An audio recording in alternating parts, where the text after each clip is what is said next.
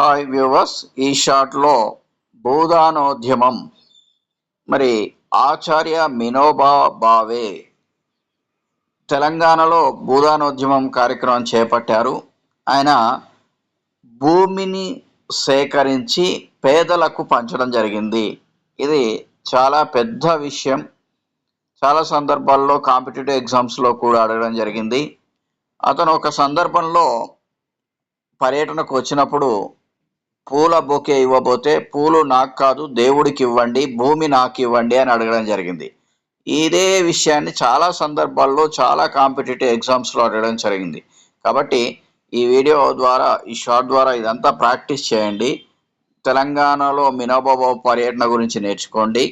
భూదానోద్యమం ఎక్కడ మొదలైంది, భూదాం పోచంపల్లి అనేది చాలా ఫేమస్. దాని గురించి తెలుసుకోవడానికి ప్రయత్నం చేయండి. సక్సెస్ కండి. All the best.